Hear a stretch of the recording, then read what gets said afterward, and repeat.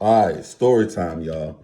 I think it's important to put this on my little IG page. So I'm gonna tell y'all the story of how I made my first ever rap. This goes all the way back to the year 1997.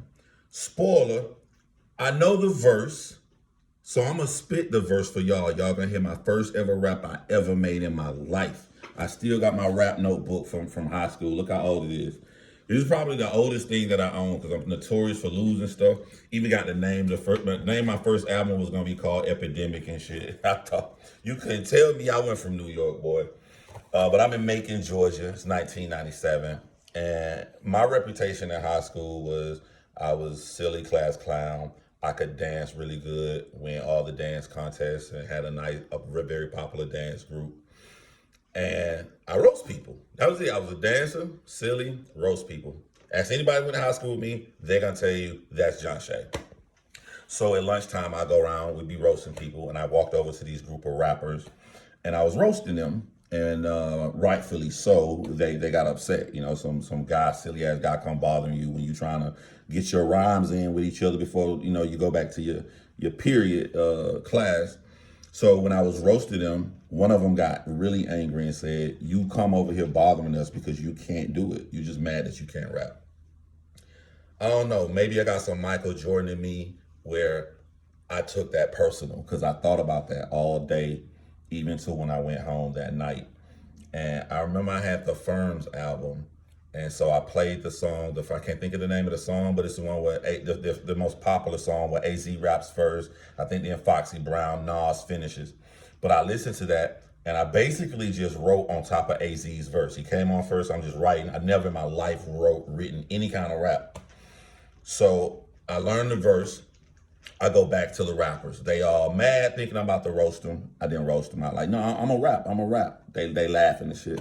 I say my verse, and as soon as my verse finishes, I'm gonna say the verse for y'all. As soon as my verse finishes, it was this awkward silence, and then all of them said, "Oh, you stole that from Wu-Tang." This nigga went and wrote down Wu-Tang verse and came back, and they just walked off laughing at me, and I was just left in shock. I was completely shocked because I was like, they think what I wrote was so good that they believe it's Wu-Tang. This is me. I just made all this shit up. So after that, when we would you had to go audition to get in talent shows to win. And as a dance group, we go out there and audition. But everybody in the talent show, the line would be long down the street. So you got all kind of people out there. You got other dance groups out there. You got a bunch of rappers. So I would leave my guys who I dance with and go walk over to the rappers and I would say this one verse. And every time I say it, people would like it. You got to think, I'm a 17-year-old kid.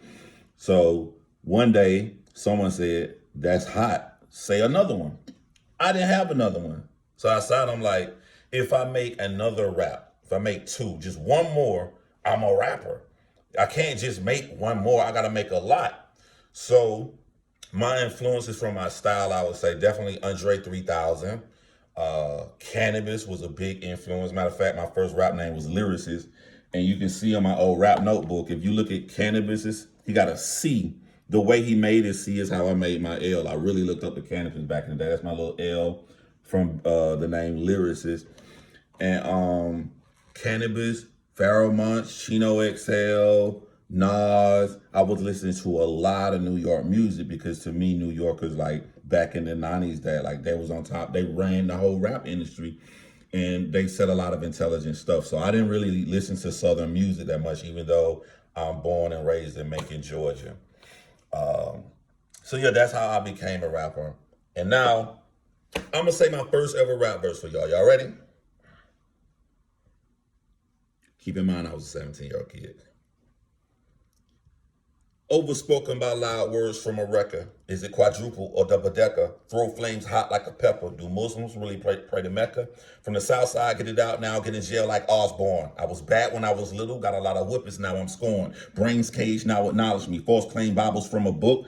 Dissing Christians in acknowledge. Did y'all know King James was a crook? Enter the 35th chamber, but I can't enter the last one. Add one more to the 35th. Now that's 2 full clips in my gun. Putting know-how in my brain when I rap out loud. The world's where I'm sending them is 1997, and I'll be rapping to the next millennium. Denim role model. Craig Mack flavor in your ear. Role model, Mike Tyson, till he bit Holyfield's ear. Visions of my sixth grade fade. Don't know why it was so hard just to remember. That shit is all ironic, like having Christmas in September. And now it's winter because we all black folks wear big coats. Silly kids be going to school acting a fool just to tell bad jokes. In the 50s, black folk got home like a beer bottle, you'll get drunk. This shit is all wrong, like eating pussy without a tone. When I say those last 4 lines, you can tell I was writing on top of AZ's verse because he finishes stuff like but